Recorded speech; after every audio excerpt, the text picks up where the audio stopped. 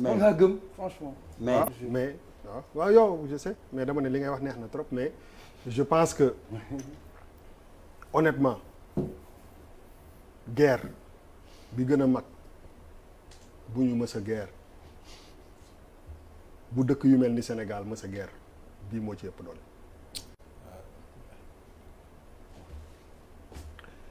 il faut ñu accepter ko accepter que ni guerre bi mooy guerre bi gën a rëy bu ñi nga xam ne am nañu ngëm-ngëmu bañ a accepter loolu mën a guerre ci seen dundin parce que tout simplement kii ñëw sax muy Obama muy Trudeau man gëm naa ni peut-être boo moytul Obama sax au fond jullit la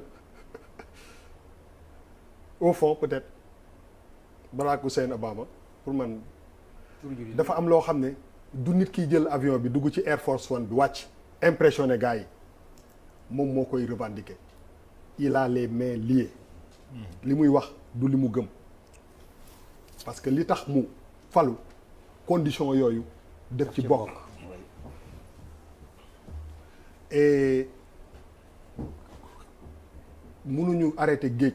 ak ay loxo parce que géej la ñun ñi nga xam ne am nañu opportunité dëkk extérieur man ma dëkk New York City naa boo jógee San Francisco New York ngay wàcc man New York laa dëkkoon je sais que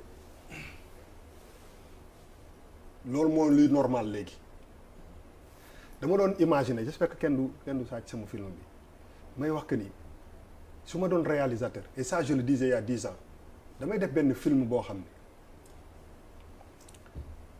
hétérosexuels yi ñoom ñooy jéem a adapté wu ci monde gars yi ça veut dire que le truc à l'envers te boobu mat na 10 ans c'est très fort c'est très fort ba nga xam ne même quand tu prends la parole pour en parler tu cours un risque assumaak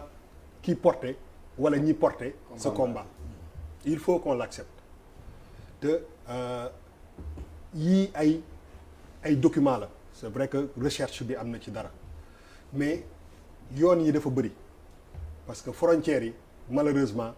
doo di fii armée bi nekk rek yor seen i gobar ak i jaasi ak seen i char de combat di ko garder wala douanier yi taxaw fa jamono bi mu àddina moo ubbeeku frontières yi ubbeeku et loolu il faut ñu accepter que risque bi nga xam ne moom la ñuy courir du li Papis wax du ay affaire du président moo koy signé ak dara même ci suñu façon d'être des fois da ngay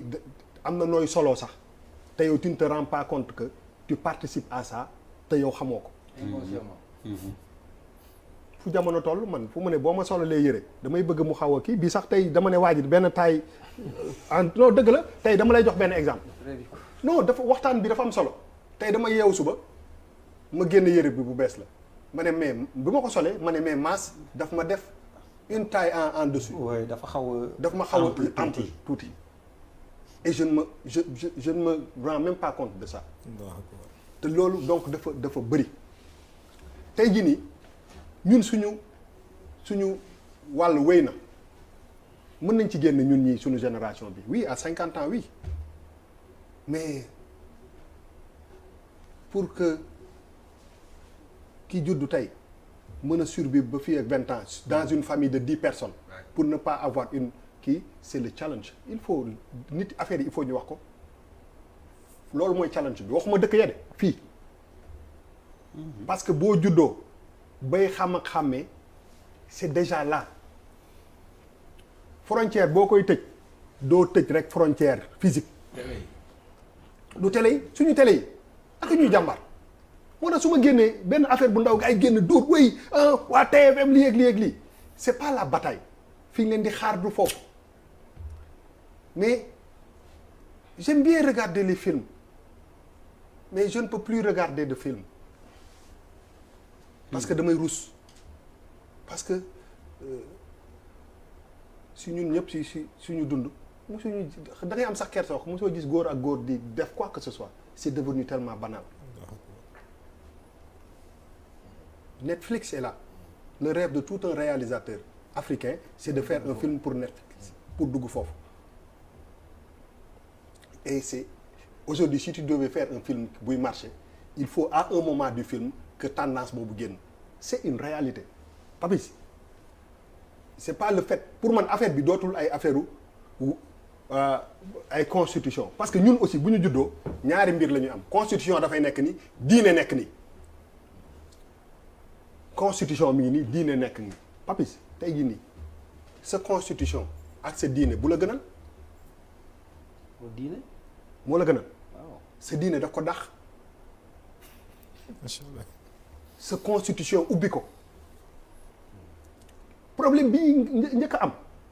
mooy ñii seen xeex bi mën nañ ci wét on parle de démocratie aisance bi sama waynde jàng mi di am si wax ci avion beeg affaire yooyu il faut que tout le monde ait l'honnêteté les hommes politiques ne ñëpp apportent des problèmes bi wax ci liñ ci xalaat. C'est important. waaw non mais attends rek non mais fu ma non xam nga waaw non xam nga fan laa doon waxee dama bëgg a wax ni que ni c'est une réalité. Aujourd'hui tey fii ñu toll nii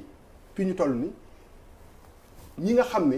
ñoom acquis démocratique yi ñu am fii on a eu ñaata alternance ci réew mi. deux ñaan pays ci sous-région bi ñoo fa am ay alternance. à part le Ghana, ñan ñoo joué rôle bi ëpp importance si alternance yi c'est la société civile ñooñu la gars yi njëkk a feere tey jii nii boo nekkee benn organisation société civile bu ci gën a bëri 90% je pèse mes mots mais munoo wax lu bëri ci mbir mi. Parce que bis boobu ngay perte. Financement. Absolument. Est-ce que notre société civile s'est reposée sur li ñu am ñun comme pour xeex suñu démocratie peut-être que erreur boobu dañ ko def bu yàgg parce que la société civile a besoin de moyens et malheureusement suñu état yi ak suñu régime yi màgguñu màgg boo xam ne dañu war a dooleel société civile pour que démocratie dund donc la société civile est obligée d'aller chercher de l'argent ci extérieur même si profilage bi des gens qui travaillent dans le moom laa ne tukki nañu liggéey nañoo ñu bëri même ci profilage bi il y a une façon d'être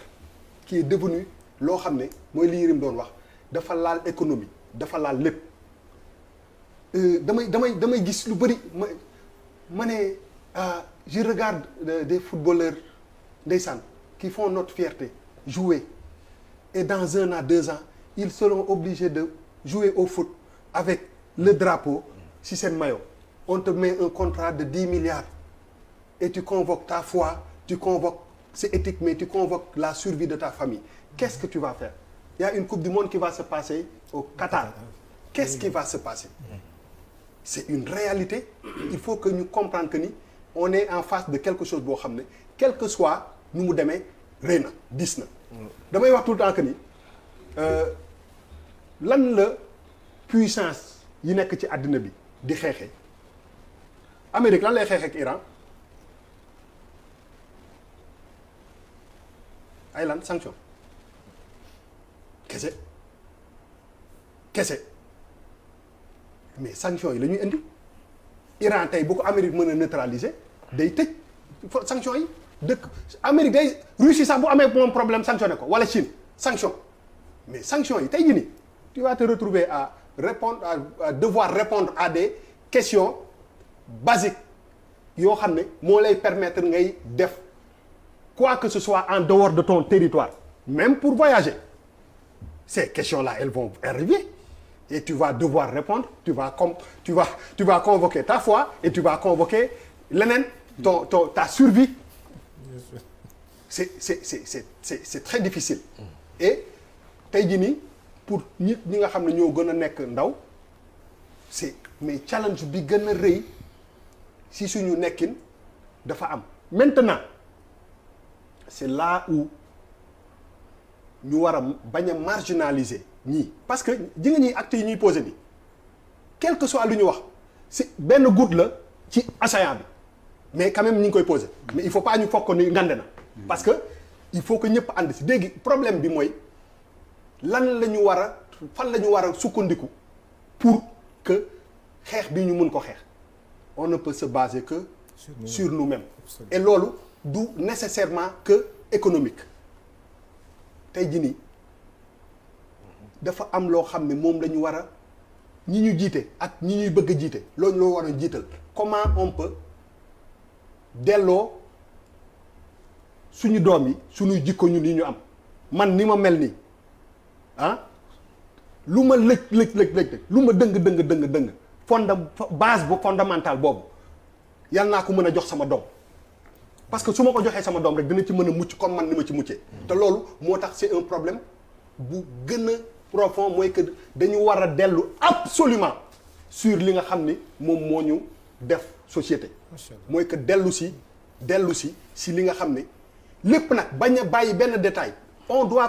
convoquer tous les détails parce que porox ndool yi moo bëri li ñuy sol li ñuy wax li ñuy seetaan tey jii nii foofu laay tëjee damay gis et duma ko ñeme wax et peut-être que ñu bëri ñu koy seetaan Sénégal WhatsApp bi moo fi ne damay gis nit yi di statut surtout chez les femmes quand booy statut ak sa xarit bu jigéen j'ai une question que je me pose sa xarit la wala sa coro la à cause de non billahi wallahi taala proximité non des mots qu'on utilise sa yéen ñii ñëpp xam ngeen li ma leen di wax demal si WhatsApp bi nga gis comment on communique entre ñu bokk sexe surtout chez ci jeunesse bi nañu leen di fësal suñu xaritoo ak worma et foofu dugg dem na ba pare je me demande je me dis mais ñi ay coro lañu ak far wala ay xarit lañu da ngay gis ñaari nit yu nekk mais di tegante ay ça tu te dis mais saa ñun dañu am dara loo xam ne gis nga lu ñu ubbeeku wax fa dëgg yàlla man maa ngi tudd Boubacar Ndour man am na loo xam ne nee ma da nga dof da nga ko ngeen baal ma ci wax kàddu gi nee ma dara mais am na ay base yoo xam ne soo ko dindee si man nekkatuma lu ma ubbi wër àddina nag bi yëpp toog mais am na loo xam ne c'est fondamental si ñun te loolu nekk si ñun la cinquantaine la billaahi nekkul ci suuf et challenge bi gën a rëy mooy que comment faire pour que ñi nga xam ne ñoo nekk xale ñu xeex sur cette pénétration qui est déjà là partout nag partout lépp ma nga fa donc je pense que ñun ñi ñëpp on doit lii moom bu dee pétrole am na gaz am na lépp am na ni mu nekkee priorité lii mooy priorité parce que demain bu ñu yeewoo dafay peut-être trop tard te doo ci mën dara parce que di nga toog ba bëgg a lekk te doo ko mën parce que da nga lay xoj. Charles. waaw d'ailleurs nañu yàlla musal